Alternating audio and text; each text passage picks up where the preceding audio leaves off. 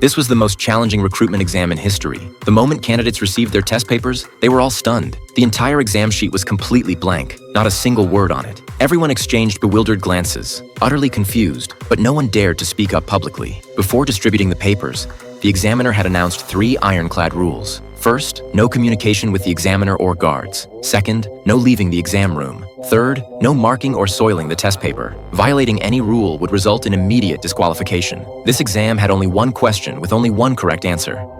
Any questions? The examiner's final words were met with complete silence. After all, the first rule explicitly prohibited any communication with the examiner. Seeing no response, the examiner started an 80-minute countdown timer and left the room without looking back. Staring at the blank papers before them, everyone was lost in endless confusion. What exactly was the test question? This million-dollar salary position clearly wasn't going to be easy to land. As minutes ticked by, a dark-haired woman finally couldn't contain herself. She cleverly assumed the company wanted her to write a resume. However, the moment her pen touched the paper, a guard walked straight over and escorted her out without explanation. She had violated the third rule, soiling her test paper. Seeing the woman eliminated for writing, the remaining candidates frantically put down their pens. Just when everyone was at a loss, a man named Jack suddenly burst into laughter. He realized the examiner had only mentioned 3 prohibited actions, so as long as they didn't break those 3 rules, they'd be fine. To test his theory, he struck up a conversation with John at the neighboring desk. After all, the rules only banned communication with the examiner and guards, nothing about candidates talking to each other. When Jack finished speaking,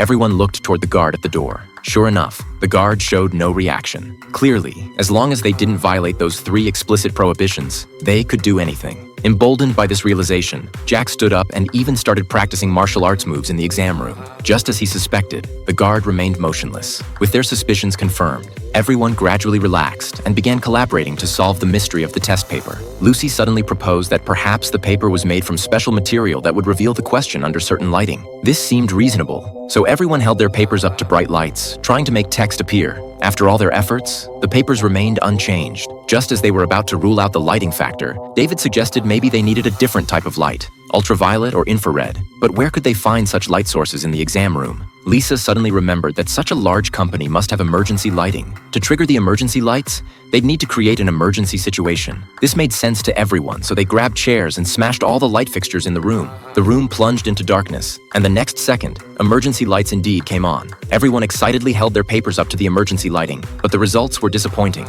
The papers still showed no reaction. Could they still not have found the right type of light? At this point, a woman with glasses noticed that some light strips weren't completely destroyed, so she smashed those too. An orange beam shot out, and everyone rushed to examine their papers under this new light source, but still found nothing unusual. It seemed the test papers had nothing to do with lighting at all. Everyone fell into despair. That's when Jack suddenly realized something. He pointed urgently at the guard by the door, indicating that the breakthrough lay with the guard. After all, the rules only prohibited talking to the guards. They said nothing about not touching them. With this realization, Lucy slowly approached the guard and then reached out toward his crotch area.